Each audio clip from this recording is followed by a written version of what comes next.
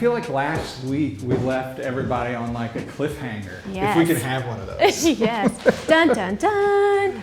So well, first of all, welcome to another episode of Building a Better South here at Edgewood. Yes, welcome back, guys. We appreciate it. So one of the things that we really struggled with in this house was in the kitchen, which we talked a lot about last week, the flooring, there was 3 inches of tile in there. It had to go. Yes. And we couldn't find this gorgeous, we always thought it was red oak. Right. And then finally, Surprise. when the floor guy said, you know what? I saw it in the light and I think it might be white oak. So we actually peeled some up, scraped it, had it tested. Yeah, who knew that you could actually do a test for floors and it determines, it's like a paternity test. Red oak, is it white oak? Well, I even posted a picture on Instagram and everybody assumed it was red oak just like we did. And I think it's just because maybe the color of stain that was chosen too kind of has a reddish hue. We got white oak. But anyway, we could not find this quarter sawn oak to replicate and match. It's thin and narrow and it wasn't feeling right. So we searched and searched. We looked at engineered, pre-finished, and in an old home like this, they were always sand and finish. So we went back, we were gonna do 3/4 inch sand and finish floor.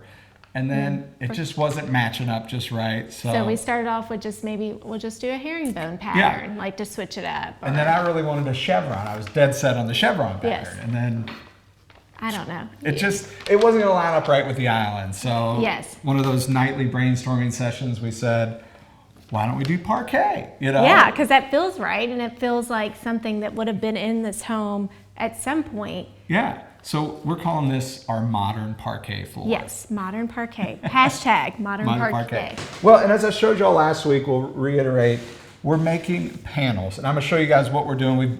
We're in the great room. It's turned into the wood shop. Wood shop room. And we're making panels. So probably 75 panels and 47 pieces in each panel of our parquet. So, and instead of laying them on a normal, I want to lay them on a diagonal. Because why would we do that?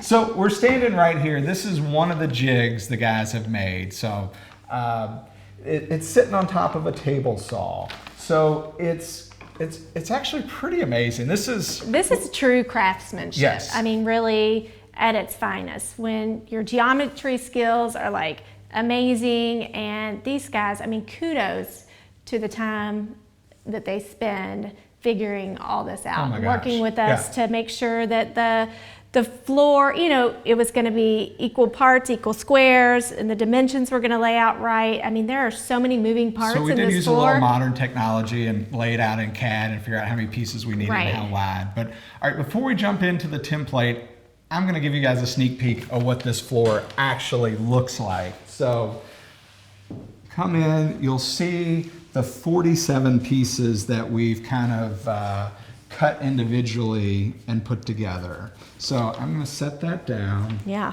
I told it, it's like a wooden puzzle that we used to do as kids growing up. It's like find the exact piece that's supposed to go where it's supposed to go.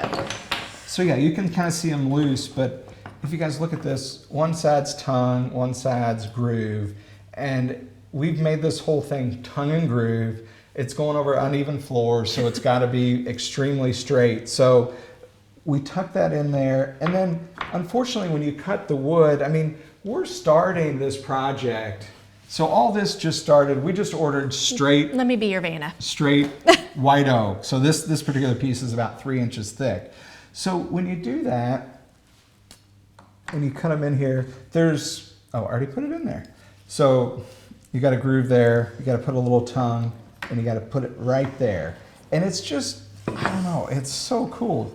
It takes so much work. We'll actually glue these, and then they slide them in here, and it helps hold it all together.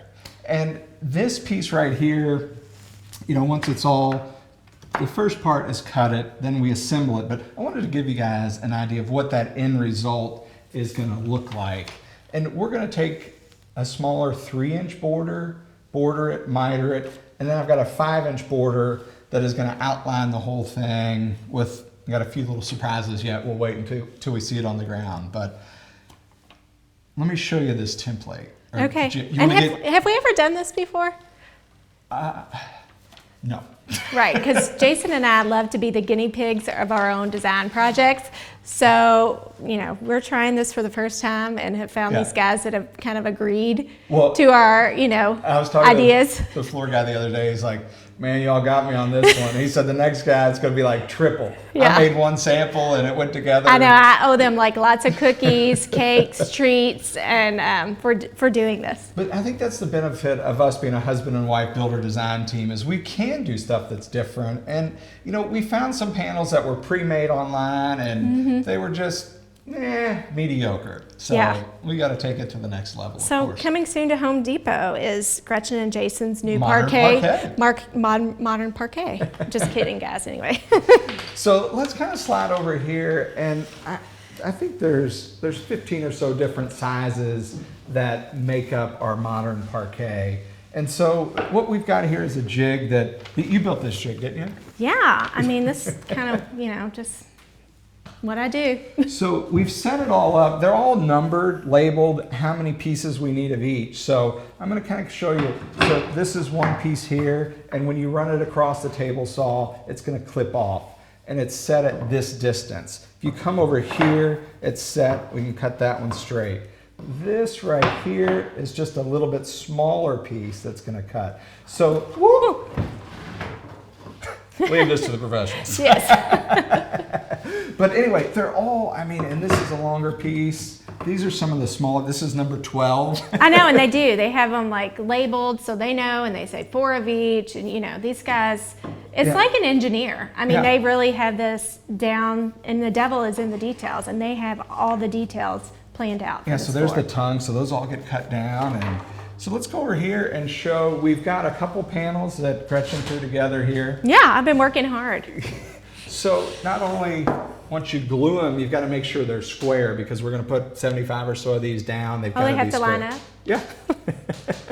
So we clamp them in, glue them, and create this panel. We'll sit these dry overnight. So as we talked about last week in last week's episode, the reason we didn't put the island down is there would be hardly no way to put this panel down and then trim around the island. Right. And we don't want to make their lives any more difficult. No, they were already cringing when I told them we were going to set the cabinets in there. But they understood. We just set the perimeter, and that kitchen island has some cool brass legs, so you can't sand it. So we're going to have to finish the floors, then set the island. Speaking of finishing the floors, do we know what color we're going to finish them? Oh, I've got 13 samples made up for you. Yeah, so stay tuned. Stay tuned. Well, speaking of, let's go in the kitchen and actually show how they'll be laid. Yeah. All right, let's see what we got here. I know. So we've laid a couple of the panels down, and I feel like I'm looking at like that new Porsche model that's been wrapped in camouflage because you kind of see it, but you don't. Kind of Picasso-y. Yeah, so the blue tape will not actually be part of the flooring, but again, guys, they have glued these pieces together, so they're doing their due diligence, and making sure that the glue holds, gives it time to dry, hence the painter's tape. Yeah, and so the panels, you've seen those, but then we're going to run this little 5-inch piece between them, so it'll really highlight each individual parquet panel. And then I'm going to 45 where that meets, so we'll have 45s. 45, 90, 60. So many angles. Yeah, so many never angles. to be replicated. Yes, we do not ever want anyone to ever replicate this floor again. Well, and one of the things, we couldn't just nail this down, so I'm going to show you guys the back of the floor. So what we're going to do is glue, because this floor... Oh my gosh. Yeah. They're going to kill me. That's 4 days worth of work. No, it's all good. It's just as pretty on the back, by the way, as it is on the front. So you can really kind of see the pattern. So that way when the glue goes down, we'll glue these all down, and then we'll come in, sand them all even. Some will be a little higher than others probably, but we'll get them all as even as long possible. as I can't like put a ball down and a golf ball roll from one side of the kitchen to the other, I'm good. I don't think you have to worry about that. So we'll get them down, and then we'll probably even come back and put some larger sample colors for your approval. Yeah. Probably some kind of medium brown as well. Yeah, I think even though this is white oak, and I love our current white oak floors, but they kind of have like a gray white oak wash to them.